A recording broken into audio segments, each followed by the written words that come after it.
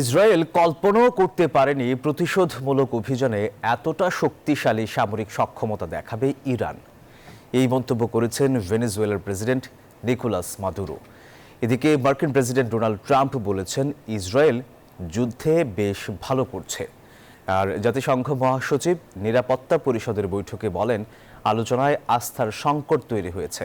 অপরদিকে ওআইসি বৈঠকে অংশ নিতে তুরস্কে পৌঁছেছেন ইরানের পররাষ্ট্রমন্ত্রী আব্বাস আরাকচি।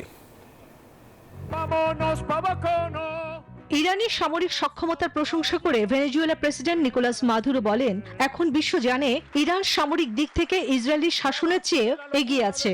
এই সামরিক পরাজয়ের ফলেই ইসরায়েল উচ্চপদস্থ ইরানি কর্মকর্তাদের বিরুদ্ধে সন্ত্রাসী হামলা ও হুমকির পথ বেছে নিয়েছে।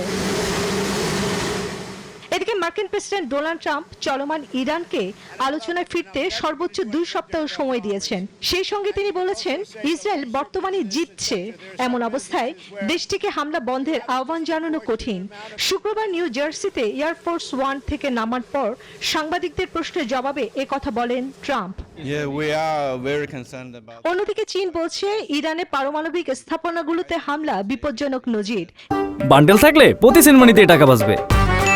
বিকাশ সেনমানি বান্ডিল কিনে জিতুন প্রতি লেনদেনে। নিরাপত্তা পরিষদে দেয়া বক্তব্যে জাতিসংঘে নিযুক্ত চীনের দূত ফু কং এই মন্তব্য করেন।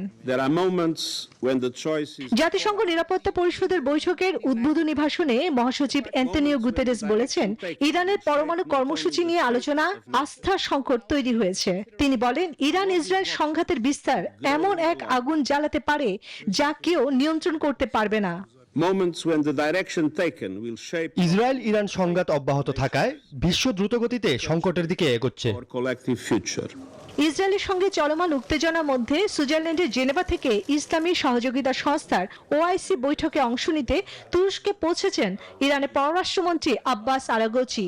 ইরানের রাষ্ট্রায়ত্ত সংবাদ সংস্থা ইয়ং জার্নালিস্ট ক্লাব জানায় আঙ্কারায় অনুষ্ঠিতব্য এই সম্মেলনে 40টিরও বেশি দেশের পররাষ্ট্রমন্ত্রী অংশ নিচ্ছেন। বিশ্লেষকদের মতে ওআইসি বৈঠকে ইরান ইসরায়েলের বিরুদ্ধে মুসলিম বিশ্বকে আরও জোরালো অবস্থান নিতে আহ্বান জানাবে তেহরান। চন্দ্রা নিউজ 24।